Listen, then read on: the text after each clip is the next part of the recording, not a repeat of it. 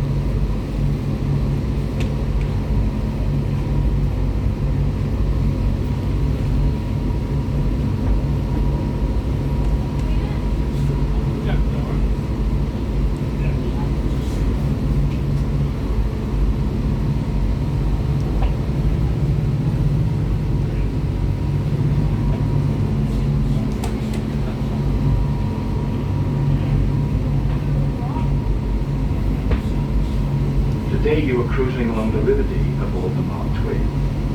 When built in 1971, it was shorter with an open upper deck and paddles at the rear, very much in the style of a Mississippi steamer. Originally it was called the Francis Bennett and operates on the River Thames. Following purchase by Chester Boat in 1987, the vessel was extensively altered and renamed Mark Twain in memory of its former appearance. The River Dee rises in the mountains of Snowdonia in North Wales, just to the west of Lake Bella. After flowing northeastward along the broad valley to Cork, it plunges down the beautiful vale of Llangollen before leaving the Rochefort Hills near Bangor. It then meanders northwards through the Cheshire Plain before eventually swinging northwestward at Chester. After flowing over the Chester Weir, then onto the Old Dee Bridge, then progresses another 18 miles along the Dee estuary, finally discharging into the Irish Sea. Although not particularly long, approximately 18 miles, the River Dee today proudly represents an internationally famous example of advanced water management. In simple terms, water is stored in reservoirs during periods of heavy rainfall, and then released back into the river by controlled sluice gates, thus supplementing the natural river flows and permitting constant extraction, while still maintaining a reasonably constant volume of water in the river. By these means, almost 200 million gallons can be extracted daily by 5 water authorities, while still allowing approximately 80 gallons of water. This process was initially set up in the early 19th century to allow a constant supply of water to the local canal system. Thomas Telford, the Scottish engineer, famous for his canal, road and bridge building expertise, was the forerunner in this endeavour, and although today the system is much modernized, nonetheless the same principles are still applied. During your cruise today, you may see mallard ducks, waterfowl such as moorhens and coots, herons, gulls and swans. In the UK, all swans belong to the river. The most common sight to be found on the river is the mew swan, the largest native British bird, with a wingspan of more than 6 feet. In 1974, there were approximately 100 swans at Chester, but during the 1980s, their numbers almost vanished until their poisoning, misandrism, and injuries sustained from human living. By the late 1990s, 20 to 30 breeding pairs had returned to the river, but today, sadly, the numbers have once again decreased. Recent evidence suggests that for whatever the reason, the swans have possibly just relocated for a while to the nearby canals, lakes, and other local rivers close to Chester. If you're really lucky today, you may even see a black cork on the other side or standing on the weir. Should it have its wings fully outstretched, then it has probably just eaten. It's now digesting its meal. What you are unlikely to see is exactly what's in the river. There used to be 2 main types of fishing on the river, both under license of below the weir, in the lower reaches of the river, salmon fishing was undertaken commercially for decades. In common with most rivers on the western coast of the British Isles, the River Dee at one time saw huge numbers of salmon returning late to swarm upstream. In 1997, for example, the salmon was so numerous during the retreat of the sea after spawning that some mistakenly left it to many of the locals at the quayside. Of course, because of the family businesses made the critical presence of the river, they were environmental issues. In more recent times, the National Environment Agency brought a whole of traditional fishing conditions in order to preserve fish stocks, pending commercial salmon fishing from the River Dee.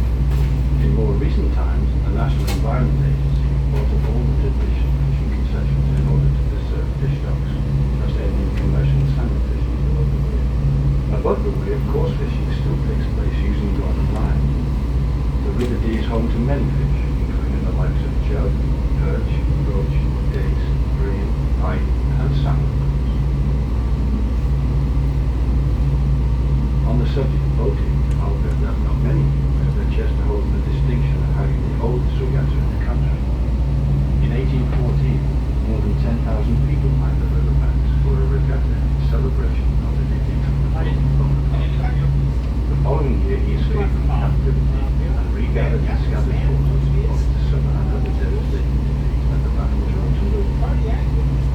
Naturally, Chester celebrated once more with yet another regatta. Cambridge held its first regatta in 1829, whilst Henley on Thames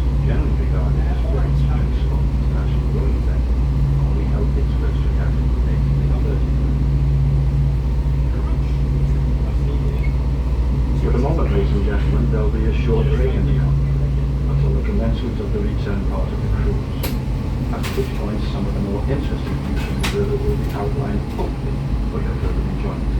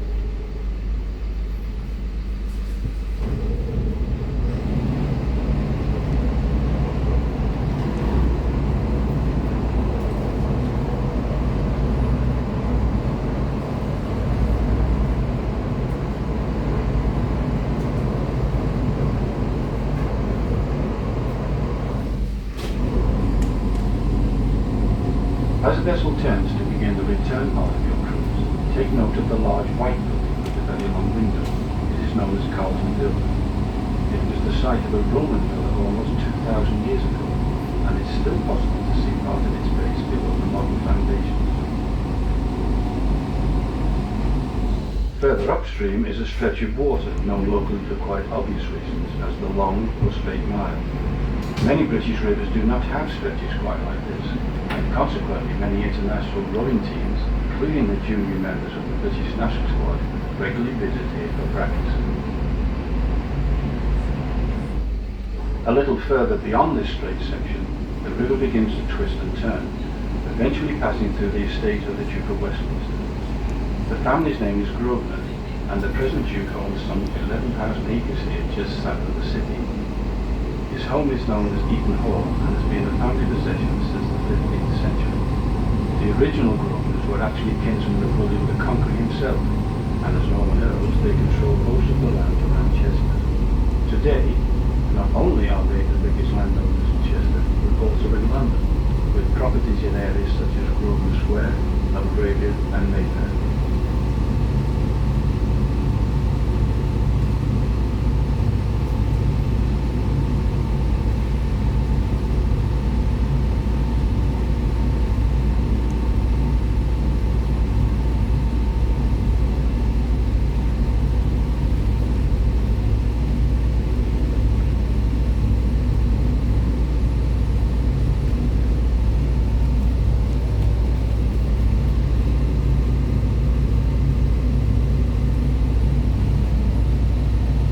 Further on, note the large apartment block. Built in 1979, it is known as Riverside Court. From 1868 until the 1970s, this was the site of another public housing lodgings known as the White House Hotel. The hotel hotel provided rowing boats for hire, and it too ran a ferry service until the onset of the Second World War. Beyond Riverside Court, and continuing for quite some distance on the right-hand side, look out at some riverside wooden cottages, which were once part of the property of the large houses to the rear. Over the years, many of these riverside holdings have been sold off. Prices vary considerably depending on their size and quality, but are quite expensive, considering that the owners cannot live in them, and insurance is difficult because of the likelihood of flooding. Now turning to the left-hand side and far away in the distance, you will soon be able to see part of the city skyline. To begin with, look out for the four turrets atop our majestic cathedral. Originally, this was the site of a 7th century Saxon minster, but following the arrival of William the Conqueror in the 11th century, the first Norman Earl of Chester, Hugh d'Avranches, authorized the building of an abbey here in 1092. In 1540, along came Henry VIII, and in order to divorce his first wife, Catherine of Aragon, he split with the Church of Rome and made himself head of the newly formed Church of England. From this point on, Chester's Abbey became its cathedral. In 1992, Chester celebrated its 900th anniversary, firstly as an abbey and then as a cathedral. Queen Elizabeth II herself joined Chester's celebrations by granting Lord Mayor status to the city in recognition of its historical importance. Since 1228 we've had a mayor, now we have a Lord Mayor. Just to the left of the cathedral, note the tall pointed tower standing high above Chester's Town Hall, seat of local government since it was built in 1869. Very much in the style of a French chateau, but surprisingly designed by a young Irishman, William River Belfast, when only 29 years of age. Still on the left-hand side, but sweeping well to the right, you will notice a tall chimney. This is Chester's lead shot tower. This tower was built in 1799 to provide lead shot, otherwise known as musket bullets, primarily for use as ammunition in the Napoleonic Wars. Although a number of such towers were built at this time, Chester's Tower remains not only the oldest of the three remaining towers in the UK, but as a reminder of those far-off days. I'm sure you will have noticed that for quite some time we've been travelling around the long bend in the river. In the 11th century, the land on the left-hand side was actually an island, known in those days as an eyot or eye, and was owned by the Norman Earls. When the last Earl died without an heir in 1237, the land passed to the Crown and was eventually sold off. Today it's a watermeadow prone to winter flooding, and just as in medieval times is still referred to as the Earl's Eye. Returning once more to the right-hand side, one can't help but notice a large castle-type building set back in the trees. It is known as Walmore Hill, and was originally built as the retirement home of a very famous Chester Victorian architect by the name of John Douglas. He was responsible for more than 400 buildings in and around the city, and was particularly noted for his splendid chimneys, some resembling sticks of flower sugar. By far his most famous piece of work is the marvelous wartime framework supporting Chester's beautiful clocks by the East Wall, the symbol of Chester throughout the world. Building work started on Walmore Hill in 1898, but unfortunately was still not quite finished by the time of John Douglas's death in 1911. This particular stretch of the river is known as Dee Ford, and was the site of a Roman ford way back in the 1st century AD. It's quite shallow here even today, and it's still possible to walk across at this point without getting one's hair wet. Now in view on the right-hand side is a splendid 19th century Queen building with a replica. Once the residence of a wealthy Victorian family, it is now divided into self-contained apartments.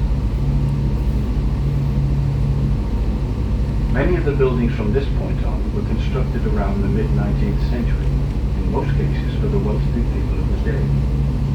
The railways came to Chester in the 1840s and tourism started to boom. The city also became a fashionable centre for the rich and famous, many of whom chose to build their houses in the suburbs. This particular area, known as Borden, approximately 1 mile from the city centre, was just one of them. Today, many of the buildings have been split into apartments or taken over by various business concerns.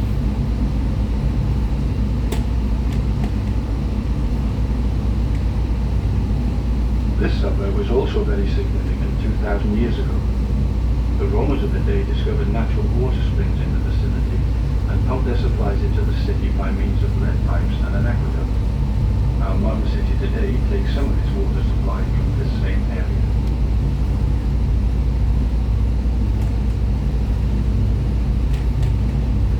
Shortly coming into view on the right-hand side and standing out very prominently is the lovely church of St. Paul. Although initially built in 1830, it was comprehensively restored in 1876 by that same previously mentioned Victorian architect, John Douglas. Between the church and the buildings below is a small lane known as Battlewell Hill. Today, the lane is not visible from this viewpoint, but in medieval times it ran all the way down to the river's edge. To explain this strange name, one has to go back to that period and the practice of witchcraft. Ladies, under suspicion, were brought here, tied into a barrel, and then rolled down the hill into the river. Should the lady subsequently drown, then she would be deemed innocent and already on her way to heaven. However, should she survive this ordeal, then she would be declared guilty, taken from the barrel, and transferred to a place of execution, where she would then be hanged. Clearly a classic no-win situation.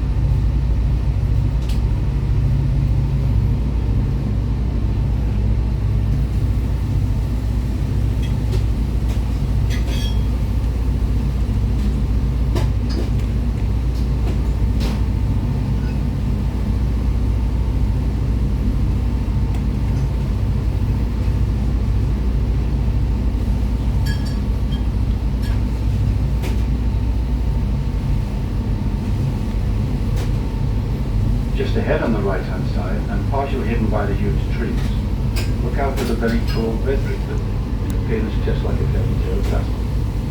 This was once the home of the author Thomas Hughes, who amongst other literary works wrote Tom Brown's School Days.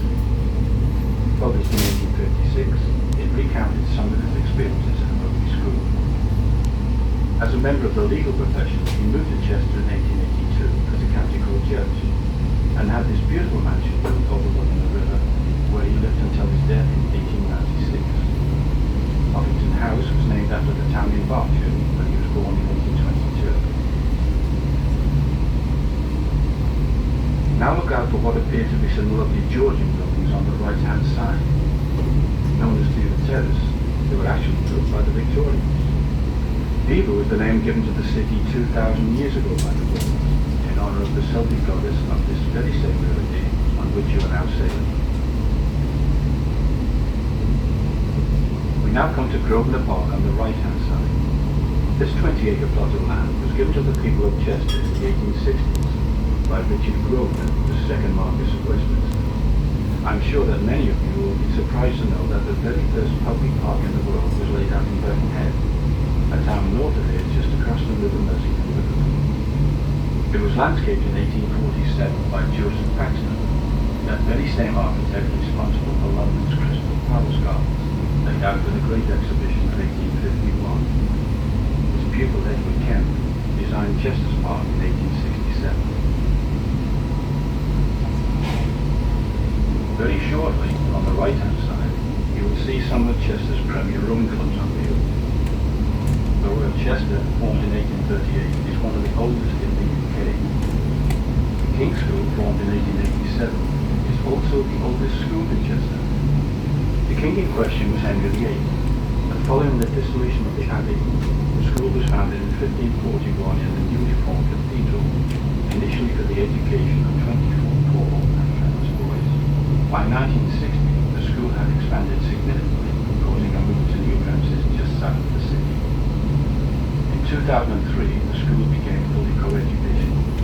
Beyond the boathouse inn dating from 1850 is the Grosvenor Rowing Club, formed in 1869, giving the family name of the Duke of Westminster, whose estate lies further upstream. The large buildings on the left-hand side were built from the mid to late 19th century, once again for the well-to-do people of the day.